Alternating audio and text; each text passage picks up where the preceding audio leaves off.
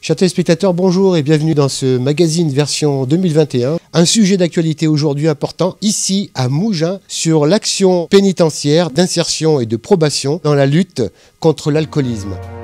Alcoolique anonyme, Provence-Alpes-Côte d'Azur. La télé est à vous.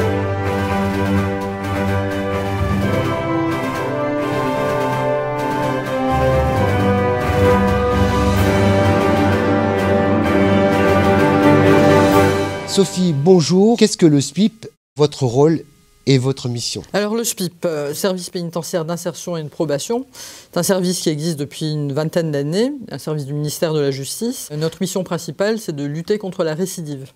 À ce titre, le service donc, existe à la fois en milieu ouvert et en milieu fermé. Milieu ouvert sont toutes les personnes condamnées, mais qui ne sont pas condamnées à une peine de prison et qui sont suivies par la justice. Et le milieu fermé, c'est tous les gens qui sont envoyés en prison à la suite d'une condamnation. Voilà. Donc notre service est composé d'agents qu'on appelle des conseillers pénitentiaires d'insertion et de probation, qui sont chargés individuellement du suivi des personnes condamnées, et qui réalisent pour ça des évaluations de façon à pouvoir apprécier leur degré de dangerosité et surtout mettre en place toutes les actions qui sont nécessaires pour éviter une récidive. Donc ça peut être effectivement des actions liées à des addictions telles que l'alcoolisme, telles que les prises de stupéfiants. Voilà, toutes ces choses-là. On parlait tout à l'heure du sujet d'actualité, donc ce qui se passe en ce moment. Exactement, oui. En ce moment, effectivement, on parle beaucoup du SPIP à l'occasion de faits divers tragiques, puisque les violences faites aux femmes, c'est une cause nationale, et malheureusement, on sait que de plus en plus, on a des personnes condamnées pour ces faits-là, et parfois, effectivement, dans les faits divers actuels, quand les choses se passent vraiment mal et que malheureusement on a des morts à déplorer, on recherche souvent des responsabilités, y compris les nôtres, pour savoir si on a réellement fait notre travail dans le suivi des personnes qu'on a en mesure. Très bien, on va passer la parole à Candy. Votre action sur le terrain, ça se traduit comment? Donc, comme a dit ma collègue, le service pénitentiaire d'insertion et de probation a une antenne en milieu fermé et une antenne en milieu libre. Donc pour le SPIP en milieu libre, nous participons, nous sommes garants de l'exécution des peines auxquelles sont condamnées les personnes placées sous main de justice. Mais pas en milieu carcéral, à l'extérieur. En milieu libre, voilà, ce sont des peines de type travail d'intérêt général, placement sous surveillance électronique, dont on entend parfois parler dans les médias, le fameux bracelet, effectivement. Voilà, d'autres peines de sursis avec des obligations particulières à respecter, comme des obligations de soins. Et là, on rejoint souvent les problématiques autour de l'alcool ou des addictions en général. Très bien. Donc il y a un aspect interne et un aspect externe. Hein. Alors, là, ce qui nous préoccupe aujourd'hui, c'est le magazine des alcooliques anonymes. Donc l'alcoolisme fait partie d'un phénomène aussi que vous devez gérer. Quelques mots à ce sujet. L'alcoolisme n'est pas une infraction en soi, bien évidemment. En revanche, on peut dire pour les personnes qui sont incarcérées que dans la plupart des cas, souvent, il y a la présence de consommation d'alcool qui conduit à passer à l'acte. Ils tombent dedans ou ils sont déjà tombés? Ils sont déjà tombés et en fait, c'est cette consommation qui les fait passer à l'acte. Alors donc ça peut prendre diverses formes. Ça peut être des outrages contre les forces de l'ordre, ça peut être des violences, alors des violences en général et puis surtout les violences faites aux femmes, puisque souvent les passages à l'acte sont faits après consommation. Et donc effectivement, je pense que au moins les 3/4 des personnes qui passent par la case prison sont concernées par des problèmes d'addiction et souvent d'alcoolisme. C'est ça, ils ne sont pas tout à fait dans leur état normal, on va dire. Non, voilà. Non, c'est un donc, facteur aggravant, en tout cas déclencheur. C'est quelque chose que vous prenez en compte sérieusement au niveau Très sérieusement, oui. Voilà. Très sérieusement. Côté externe, vous êtes d'accord avec Sophie? On rencontre les mêmes choses en milieu ouvert ou en milieu fermé, ce sont les mêmes problématiques. D'ailleurs, une partie des personnes exécutent leur peine souvent d'abord en milieu fermé et ont souvent une peine à suivre qu'ils purgent en milieu ouvert ou un aménagement de peine qui leur permet de reprendre pied dans la société. Bon, ça c'est le cadre. Alors maintenant, on va passer à la deuxième phase du débat, la relation avec les alcooliques anonymes qui, eux, proposent des réunions d'information, de sensibilisation, on va dire. Vous les avez connus comment? Donc en fait, l'intervention actuelle des alcooliques anonymes se fait essentiellement, même principalement sur la maison d'arrêt. C'est-à-dire qu'ils viennent rencontrer des personnes détenues. Ah ouais. Donc nous, notre rôle, c'est de mettre en contact des personnes qui s'inscrivent pour rencontrer les alcooliques anonymes et donc de favoriser effectivement cette rencontre au sein de l'établissement. Alors, vous posiez la question, oui, effectivement, les alcooliques anonymes, pour nous, sont des partenaires institutionnels oui, qu'on connaît depuis très longtemps et à qui, évidemment, on fait toute confiance. Vous confiez une mission. Absolument. Enfin, ça fait partie, justement... Enfin, nous, notre rôle, si vous voulez, c'est un rôle de prescripteur, d'orientateur. C'est-à-dire, nous, on fait une évaluation sur les personnes. À partir du moment où on fait cette évaluation, on essaie de trouver des solutions pour que les gens progressent sur ces problématiques. Donc, les problématiques sont évidemment différentes. Ça peut être des stupéfiants. En l'occurrence, là, c'est l'alcool. Mais je vous dis, c'est souvent l'alcool, de toute façon, qui génère des infractions. C'est un paramètre important. Hein. Très important. Donc, du coup, tout est bon à prendre pour nous. Tous les intervenants sont utiles. Et les alcooliques anonymes, bien évidemment, on leur part. D'autant plus que sur la maison d'arrêt de grâce, maintenant, depuis 1 an et demi, nous sommes en difficulté. Car d'un point de vue addicto, nous n'avons plus de médecins addictologues. Donc, en gros, la prise en charge des personnes qui ont vraiment besoin de soins. Ils ont une grosse mission. Ils ont une grosse mission, de combler le manque du personnel que vous n'avez pas sous la main. Même topo pour vous, Candy ? Sur le milieu ouvert, étant donné qu'on est sur du droit commun, il n'y a pas de partenariat spécifique, puisqu'il n'y a pas de partenaires qui viennent dans nos locaux pour rencontrer les personnes que nous suivons. Comment vous faites ? Par contre, effectivement, les personnes peuvent tout à fait contacter les permanences des alcooliques anonymes. Vous proposez cette solution ? Nous, on les oriente facilement vers les centres de soins et ensuite, ils sont libres de choisir toute personne susceptible de les aider dans leurs problématiques. Mais comme ils ont aussi une relation avec les centres de soins, ils font des réunions d'information, de sensibilisation. Est-ce que vous avez des résultats, toutes les deux ça fait combien de temps que vous les connaissez ? Longtemps, très longtemps. Bon, le programme des alcooliques anonymes, vous en avez déjà perçu les fondements ? Très clairement, ce sont des démarches qui sont complètement personnelles.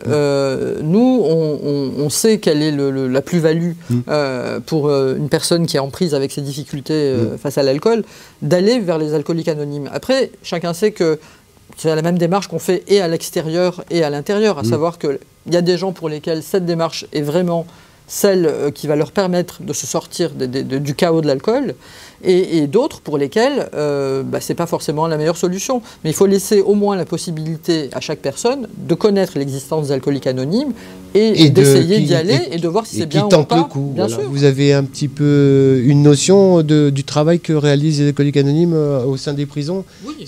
Comment ça se passe? Oui, la notion, moi j'ai des retours. C'est quoi, ils ont une salle à l'intérieur? Voilà, dites-moi. Absolument. En fait, si vous voulez, il y a des gens qui nous écrivent à l'intérieur pour nous dire, j'aimerais bien avoir rendez-vous avec les alcooliques anonymes. Donc nous, on constitue des listes. Ensuite, vous organisez la réunion. On organise la réunion. Et puis, notre rôle au niveau de l'administration pénitentiaire, c'est d'amener ces personnes dans la salle pour entrer en contact avec les personnes des alcooliques anonymes. Et puis, donc, la réunion se tient. Après, je dirais, pour nous, c'est difficile aussi d'avoir un réel retour par rapport à ça. Une mesure, on ne peut pas mesurer. En fait, c'est une mesure thérapeutique. Et vous savez, tout ce qui est thérapeutique, c'est toujours bon. C'est toujours bon, mais c'est surtout, il y a le secret médical qui fait qu'on ne peut pas vraiment être très intrusif là-dessus. C'est un plus qu'un moins. Oui, absolument. Bien. On est d'accord, vous aussi? Oui, bien sûr. De toute façon, ce sont des problématiques qui touchent les personnes dans l'ensemble de leur vie. Et il faut qu'ils trouvent les moyens, effectivement, personnels, les ressources. Donc, ça peut être effectivement les alcooliques anonymes. Et puis, ça peut être d'autres démarches. Oui, d'autres démarches, parce qu'il y a d'autres associations aussi qui s'occupent de ça. Oui, il y a l'Exapa aussi, il y a pas mal d'orientations qui sont faites. On va peut-être conclure, tout ce que nous réalisons, même l'interview d'aujourd'hui, c'est bénéfique. C'est très bénéfique, c'est positif, très utile. C'est pour aider la société qui est dans le mal. Tout ce qui est bon à prendre pour lutter contre le fléau qu'est l'alcoolisme est bon à prendre. Merci à vous deux pour ces explications. Nous allons maintenant recueillir le témoignage d'un ancien détenu incarcéré pour son problème d'alcool. Fred, je te remercie de nous permettre de t'interviewer pour connaître ton ressenti par rapport à ton arrêt d'alcool et la connaissance des alcooliques anonymes dans dans le milieu carcéral pour nous permettre justement de transmettre le message à ceux qui souffrent encore. Tout d'abord, je voudrais remercier les gens qui font cette réunion parce que l'importance d'avoir Léa en prison est primordiale. Pour quelqu'un qui est rentré, je suis rentré 4 fois en prison pour alcoolémie et violence. La première fois où je suis rentré, on est abasourdi, on apprend comment on vit dans le milieu carcéral, quelles sont les règles, quelles sont les choses à faire, parce que c'est quand même très compliqué. Et à partir de la deuxième fois où je suis rentré, on m'a proposé, je me suis rendu compte qu'il y avait une réunion d'Alcooliques Anonymes. Donc j'avais décidé de me soigner. Parce que tant que vous ne l'avez pas décidé vous-même, je crois qu'on ne peut rien faire. Et j'ai été une des premières réunions. Je me rappellerai toute ma vie. C'était dans une salle, il y avait d'autres personnes et il y avait 2 intervenants, Dominique et Gérard, qui ont raconté leur parcours, chacun à leur tour. Et après, qui nous ont donné la parole pour entendre notre partage. Pourquoi on est arrivé là? Qu'est-ce qui s'était passé? À cause de quoi? C'était l'alcool. Voilà. Et je me suis pris au jeu de ces réunions une fois par mois, hein, donc c'était pas grand-chose, mais c'était le rayon de soleil dans un endroit sombre, lugubre et dangereux, c'est-à-dire les prisons. Et ça m'a permis de commencer les 12 étapes, de comprendre ma maladie, parce que je ne savais même pas que c'était une maladie. Pour moi, une maladie, vous avez le cancer, on vous opère, on sait soignable ou pas. Je ne savais pas que l'alcool, c'était une maladie. Donc, j'ai appris beaucoup de choses par Léa. Et par la suite, je suis sorti de prison. Alors, ils organisent même quelqu'un qui vient vous chercher. Moi, je ne l'ai pas fait à l'époque. Et j'ai commencé mes réunions en réel, dans un groupe. Je suis resté un bon mois sans parler. J'ai eu des partages de gens bien pires que moi, mais très intéressants, où on vous donne les solutions, où vous apprenez l'humilité, où vous apprenez les émotions, les bonnes ou les mauvaises. Là, j'ai trouvé un parrain que je pouvais appeler pour pas revoir. Je me suis rendu compte, parce que j'avais arrêté tout seul 2 ans, mais bien sûr, j'ai replongé. À la moindre émotion, j'ai replongé. Et je me suis rendu compte que si je tendais pas la main à quelqu'un, et les AA m'ont attrapé la main et m'ont permis d'arrêter de boire définitivement, puisque j'ai été abstinent. J'ai rechuté une fois et j'ai un peu plus d'1 an d'abstinence. Voilà. Et ma vie est transformée parce que chaque chose que je fais, j'ai mon cerveau à moi, pas anesthésié par l'alcool. Ces réunions sont vitales pour moi. Pendant le Covid-19, il y avait des réunions virtuelles et c'était fantastique parce que croyez-moi, quand on est confiné et qu'on a quand même des réunions, c'est aussi merveilleux. C'est des gens qui se démènent tout le temps. Je sais qu'ils vont dans les hôpitaux. Je sais qu'ils vont un peu partout. Vous avez besoin d'eux, ils sont toujours là. Voilà. Les AA m'ont sauvé, m'ont remis en forme. Je ne sais pas passer une journée sans faire une réunion, là, actuellement virtuelle. 2 fois par semaine, j'allais à ma réunion tout près de chez moi. J'ai découvert un parrain. C'est quelqu'un qui vous parraine, hein, c'est le mot parrain. Vous pouvez l'appeler quand vous voulez. Il fait les étapes avec vous. Il vous explique. Et maintenant, voilà. Je suis abstinent et je suis heureux d'être abstinent, quoi.